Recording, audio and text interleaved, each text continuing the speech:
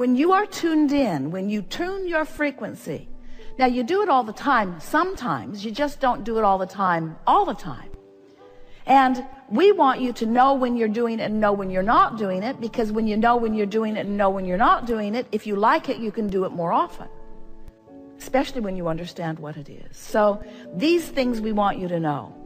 That which we call source, that which man often calls God, that which we refer to you as your inner being, that fullest part of you is always available to you right here, right now. But you have to do the tuning work, because the frequency of source is already set to a frequency, to a guiding light, to something that you have to work your way to.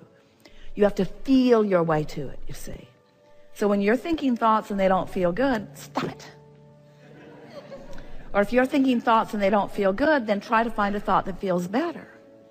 When you try to think a thought that feels better in the midst of thinking a thought that doesn't feel good, it's hard, because you've already often established a frequency, and law of attraction is already saying, oh, if you don't like that one, then you probably won't like this one either.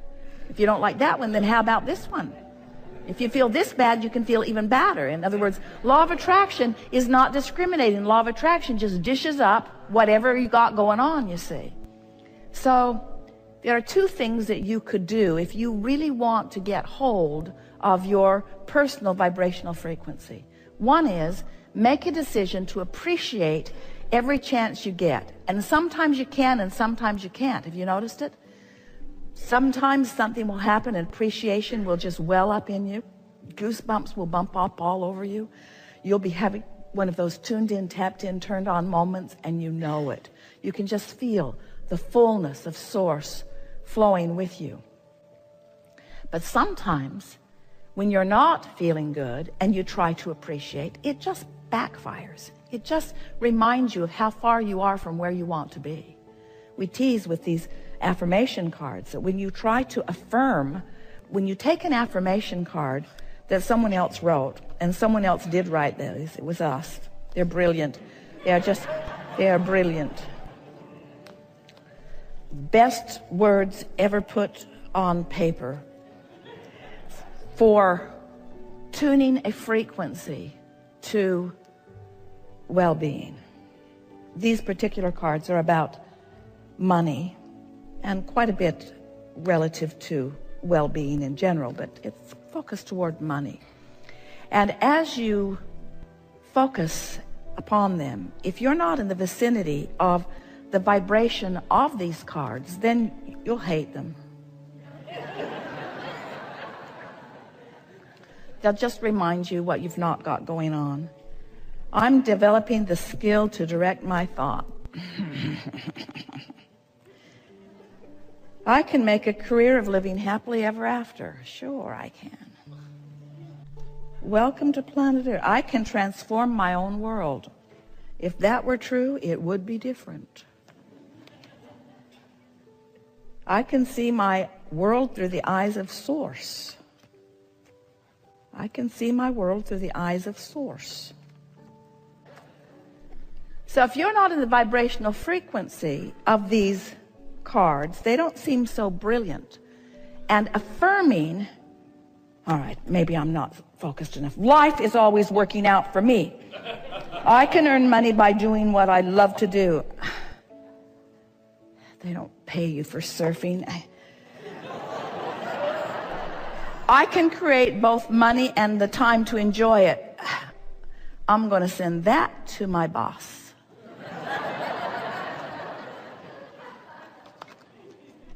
Whatever I desire, I can acquire. I'm going to send that to him too. So you get what we're getting at as we deliberately mock our own brilliance. Because the frequencies have to match up before it feels good. The frequencies have to match up before it feels good. And if the frequencies don't match up and you push it, you'll just dig in where you are.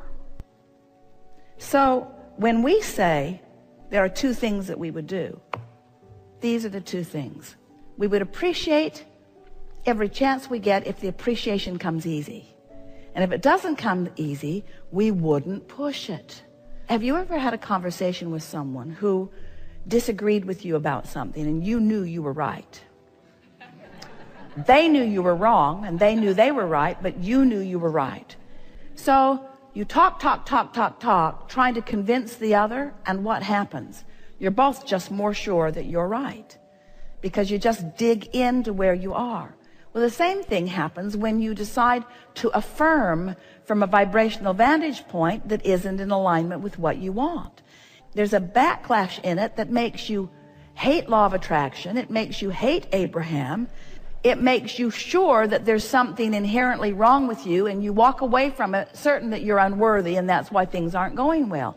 And it isn't anything like that. It's just a vibrational variance that you can't buck the current of. So if you try to appreciate and can't, then the next plan of action, and it really works well, is just get as general as you can about whatever it is that's bothering you.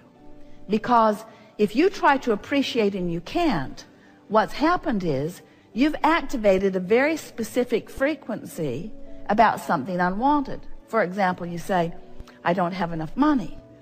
That's a sort of gentle thing to say, except that it means I also can't do the things I really want to do. And it also means I'm worried about more negative repercussions coming. And what if it really gets bad? And what if I end up with no place to live and no car to drive and no food to eat? In other words, the more specific you get, the worse it feels when you're focused upon the opposite of what you want. Do you agree? So there's a tendency, because you are oriented, we love you very much, toward problem solving, there's a tendency to get really specific about the problem in your effort to solve it. But all that does is keep a vibration that is opposite of what you want and a vibration that is opposite of who you are active in your vibration. It just makes it harder and harder. And so then you try harder and harder. You do more processes, you make more affirmations, and you practice without meaning to often the opposite vibration of what you're reaching for. Where if you decide you will go general, you see, if you're really specifically knowing what you don't want, you're in the worst feeling place. If you get more general about it, you'll feel better. And from generally knowing what you don't want, you can generally know what you do want. But from specifically knowing what you don't want, you can't find the specifics of what you do want right here, right now. Now you've launched them. In other words, the opposite of the wave, when you really know what you don't want, what you do want has been projected vibrationally into your vortex, and the source within you has become a vibrational match to it. And technically speaking, you are it. In other words, when you're sick, you are weller vibrationally than you were before you got sick. If you have a financial crisis, there's more money amassed for you vibrationally than before the crisis happened, because that's just the way this wave, this vibrational wave works. But the question isn't, did you launch the rocket? The question isn't, does the vortex of creation hold your vibrational improved life? It does, it always does. The question is, what is your possibility of tuning to the frequency of what you do want when you're so tuned to the frequency of what you don't want? That's really what creation hinges on. It hinges on your ability to move your average going on all day, focus, to move it into the place that's more in alignment with who you really are and what you really want than with what you don't want, and sometimes with what you've got. And it all hinges upon you being so, we love you very much, intoxicated with what is. You know you are.